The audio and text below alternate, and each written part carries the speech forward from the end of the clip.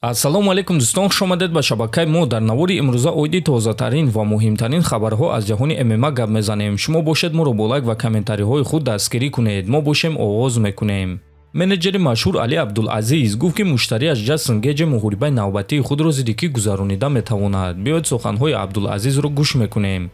ба назари ман Ҷейсон Гейҷ довталаби рақами 1 аст. ӯ бояд ки бо Дэн Хукер меҷангид, лекин Хукер аз муҳориба даст кашид. ӯ ташкилотро дастгирӣ кард ва зидди Рафаэл Физиев ба муҳориба баромад. ман фикр мекунам ки ӯ бояд интизор шавад ва бо ғолиби муҳорибаи унвонӣ ҷангад. агар ки Илия Топурия ғолиб шавад, пас муҳорибаи Гейҷ зидди Топурия муҳорибаи беҳтарин мешавад. аммо дар воқеият ин намуди варзиш бисёр вақт одамонро дар қафо мегузорад. ман намехоҳам ки Гейҷ дар қафо монад. агар ки боз як муҳорибаи дигар маъно дошта бошад, пас ӯ боз як муҳорибаи дигар мегузаронад. Гейҷ аз ягон кас наметарсад. ӯ бо касе ки дар кор шавад меҷангад. аммо ин муҳориба бояд ки маъно дошта бошад, гуфтааст Абдулазиз. хотиррасон мекунам ки Ҷейсон Гейҷ дар муҳорибаи охирони худ Рафаэл Физиевро шикаст дода буд, ки ӯ ба ҷои Дэн Хукер ба муҳориба баромада буд. дӯстон, чӣ гуна ки медонед, мо тӯли чанд сол аст ки бо ширкати Шифофармо ҳамкорӣ мекунем ва ба боварии комил ин ширкатро ба шумо тавсия медиҳем. дар ин ширкат шумо ҳама намуд доруҳои гиёҳӣ, духиҳои арабӣ, соатҳои мусалмонӣ,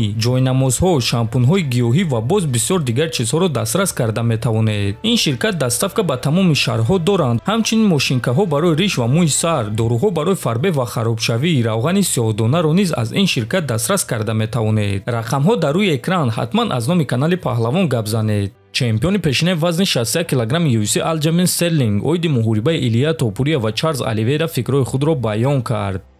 ин муҳорибаи шавқовар аст, чунки Оливейраро дар ҳамаи муҳорибаҳояш ба нокдаун равон мекунанд. дар ҳамаи муҳорибаҳо ин кор рух медиҳад. 8 муҳорибаи охири ӯро тамошо кунед. мо шумо медонем ки Илия Топурия зарбаҳои хеле вазнин дорад. бале, худи Топурияро низ дар вазни сабук ба нокдаун равон карда буданд, аммо ӯ худро барқарор карда тавонист. ҳамон муҳориба аввалин муҳорибаи ӯ дар вазни сабук буд. акнун Топурия мегӯяд ки ӯ дар вазни сабук худро хуб ҳис мекунад ва қувваи ӯ тамоман дигар гуна шудааст. агар ки дар вазни ним сабук қувваи ӯ ҳамаро ҳайрон мекард, пас дар вазни сабук чӣ мешуда бошад? агар ки ӯ зарбаи худро ба Чарлз Оливейра расонида тавонад, пас ман фикр мекунам ки ин шаби вазнин барои Оливейра мешавад ва ҳамин гуна Топурия дар ду вазн чемпион шуда метавонад, гуфтааст Стерлинг. бале дӯстон, дар ҳақиқат агар мо 4-5 муҳорибаи охири Оливейраро бинем, пас рақибонаш ӯро ба нокдаун равон кардаанд. Топурия бошад зарбаи хеле вазнин дорад, лекин ҳамчунин бояд қайд кард ки Оливейра баъди ҳамон нокдаунҳо худро барқарор карда ғолиб шуда буд, ба ғайр аз муҳориба зидди Махачев. аз ҳамин сабаб муҳорибаи ӯ зидди Топурия муҳорибаи хеле шавқовар хоҳад шуд, ки аллакай рӯзи 29 июн дар турнири UFC 317 баргузор мегардад. довталаб барои камарбанди вазни сабук Чарлз Оливейра боварӣ дорад ки Ислам Махачев дар вазни нимёна чемпион мешавад.